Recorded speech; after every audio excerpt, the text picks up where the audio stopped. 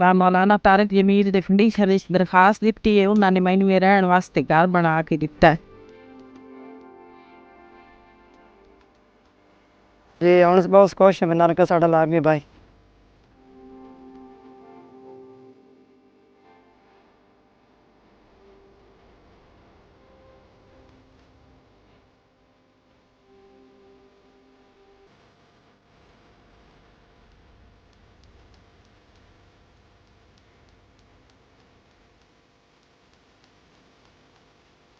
میں بچی کا یہ بنانے کے لیے شادی کا انتظام نہیں کر سکتا ہوں۔ ਤੇ ਮੈਨੂੰ ਪਤਾ ਚੱਲਿਆ ਦਫ਼ਤਰ 'ਚ ਐਪਲੀਕੇਸ਼ਨ ਦੀ ਤਾਂ ਉਹਨਾਂ ਨੇ ਮਿਹਰਬਾਨੀ ਕੀ ਹੈ।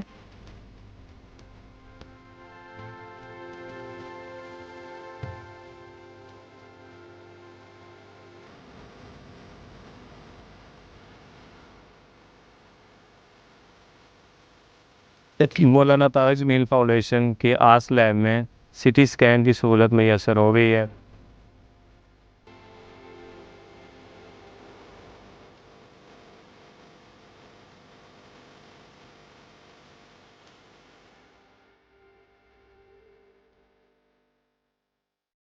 میرے مالک نے اس امت پر یہ فیضان فرمایا کہ اس کا قرآن بھی محفوظ ہے اور نبی پاک صلی اللہ علیہ وسلم کا فرمان بھی محفوظ ہے، آپ کی اداؤں کے ساتھ محفوظ ہے۔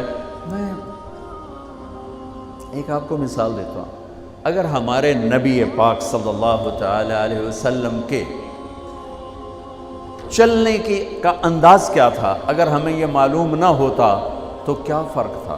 کوئی جنت جہنم کا مسئلہ تو نہیں ہے نا، لیکن میں قربان جاؤں ان صحابہ پر اور ان کے شاگردوں پر، ان کے اگلے شاگردوں پر، یہاں تک کہ جنہوں نے میرے نبی کی چال بھی ہم تک پہنچائی۔ میں آپ کو ترجمہ بتا دیتا ہوں، یمشی تکفیا ویقارب الخطا، آپ تھوڑا کندھے جھکا کے چلتے تھے اور پاؤں چھوٹے رکھتے تھے، کھلا پاؤں نہیں، ایسے نہیں، قریب، پاؤں چھوٹا، کندھے جھکے ہوئے، گردن آگے تھوڑی، اور چال میں تیزی، اتنی تیزی تھی کہ صحابہ کو ساتھ دوڑنا پڑتا تھا۔ آپ چونکہ آپ کے نیچے زمین سکڑتی تھی، زمین سکڑتی تھی، تو آپ ایسے چلتے تھے اور وہ پیچھے بھاگتے تھے۔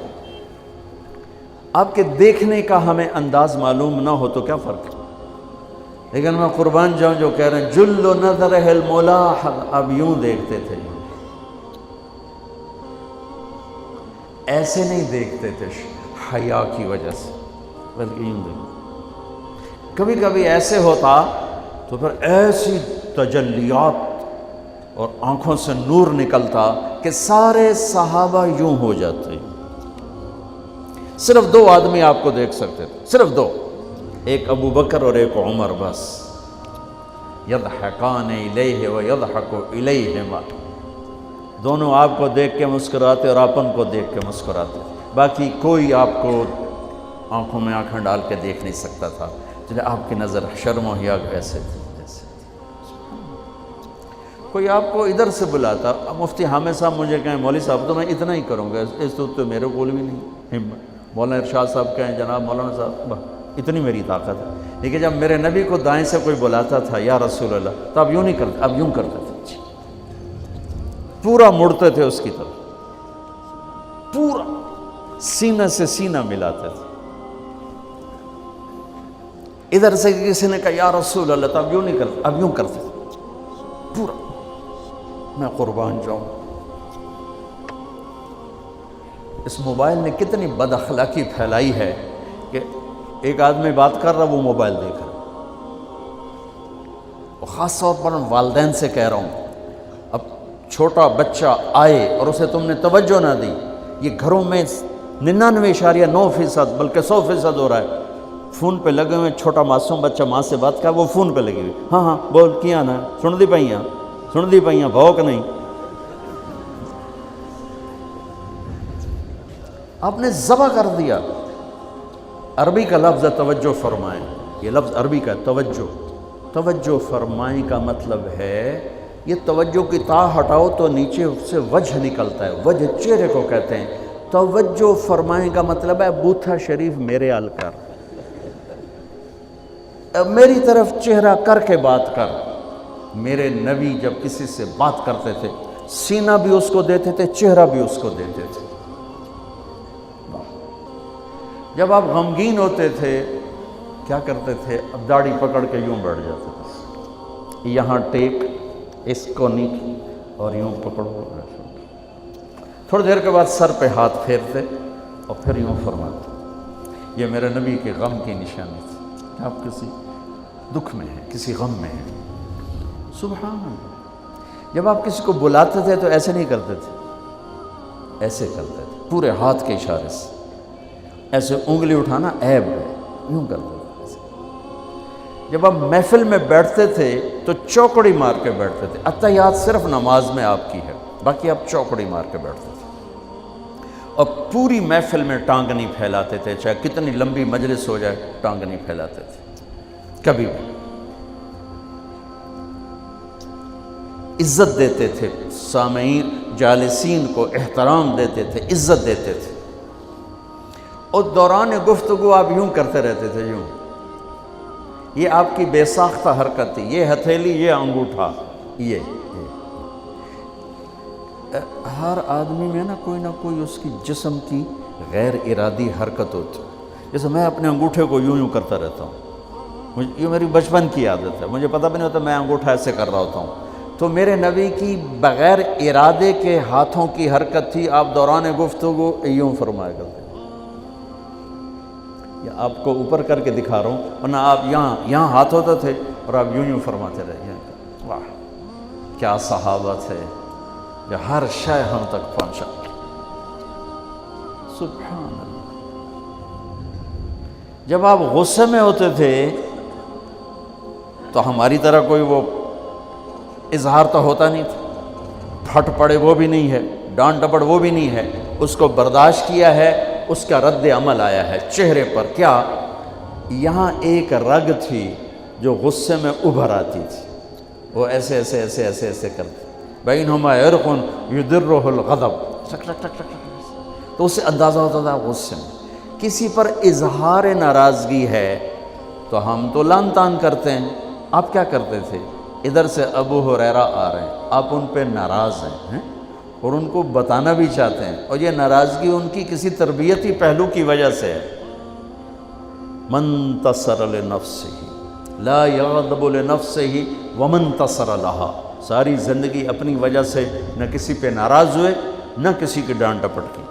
تو جب ادھر سے آ رہا ہے نا ابو ہریرہ اور آپ ان کو اظہار ناراضگی فرمانا چاہتے ہیں تو یوں دیکھا اور ساتھ ہی یوں ہو جاتے تھے. بس ادھر سے انس آ رہے ہیں, آپ ان پہ ناراض ہیں, دیکھتے ہی آپ یوں ہو جاتے تھے. بس یہ اتنا تھا میرے نبی کی ناراضگی کا اظہار کہ آپ لگتا ہے ناراض.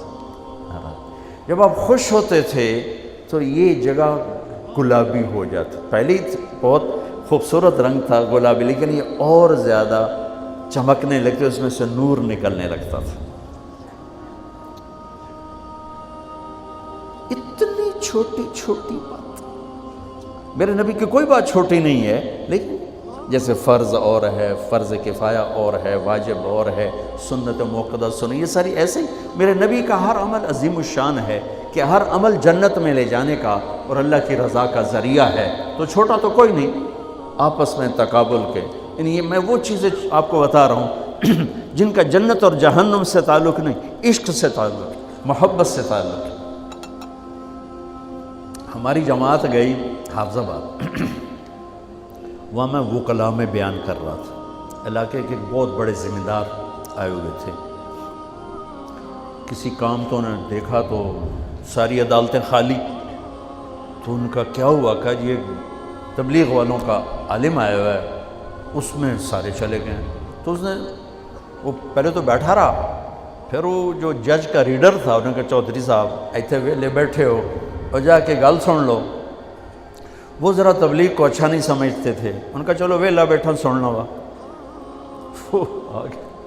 میں اس وقت اللہ کے نبی کے جانور بتا رہا تھا کہ میرے نبی کی 9 بکریاں تھیں, ان کے نام عجوہ, سقیہ, برکہ, ورثہ, زمزم, اطلار, اطراف, غیثا, قمرہ.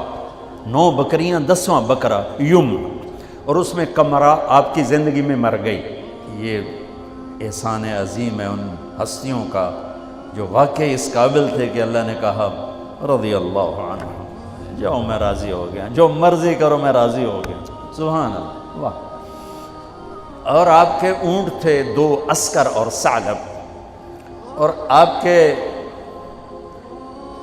خچر تھے عفیر اور دلدر اور فضہ، اور آپ کے پاس گدھے تھے 2 عفیر اور یعفور، اور آپ کی اونٹنیاں تھیں عذبہ، جدعا، شہبہ، قصوہ، اور آپ کے گھوڑے تھے لزاز، تراز، لحیف، سجل، سکب، سبحہ، ورد، یعصوب، یعبوب.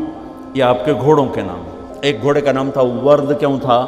جیسے گلاب کا پھول نمایاں نظر آتا ہے، وہ گھوڑا ایسا حسین تھا کہ گھوڑوں میں نمایاں نظر آتا تھا. سبحہ ایک گھوڑے کا نام تھا. سبحہ، سبحہ تیرنے کو کہتے ہیں. ان لک فی النہار سبحا طویلا. اس گھوڑے کا نام سبحہ کیوں تھا؟ جب وہ دوڑتا تھا تو لگتا تھا جیسے پانی تیرتا جا رہا. خیر میں پھر لمبا چلا گیا. وہ جو تھے نا چودھری صاحب، وہ بیان سن رہے تھے. وہ گئے واپس گاؤں تو اپنے امام کو بلایا، کہا مولانا صاحب ایک مسئلہ دسو کی اپنے نبی دی بکریاں دا نام کی ہے. وہ آکھن لگا یہ بھی کوئی مسئلہ ہے؟ اگے ہے تے بھاویں نہیں، میں تو اج دس ساڑھے نبی دی بکریاں دا نام کی. اسا کہ مسئلہ ہی کوئی نہیں تو میں دساں کی. اسا کہ تو اج تک مینو پٹی پڑھائی ہے کہ اے نبی نو نہیں مندے تے اے نبی دے گستاخ ہیں. میں ہنے انہاں دے مولوی دی تقریر سنی، او تا نبی دی بکریاں نو مندیں تو آنا نبی نو نہیں مندے. ہن تو جماعتاں نو روکیا میں تینوں کھلے پھرے سا. پھر وہ ہماری جماعت پوری کو لے گیا اپنے گاؤں، نے 15-20 ہزار آدمی اکٹھا کیا، میرا بیان کروایا ہوا، کھانا ہوا. تو میں قربان جاؤں، آپ اسی سلسلے کی کڑی چل رہے جنہوں نے نبی کے علم کو لیا، آگے دیا، پھر آگے دیا، پھر آگے دیا.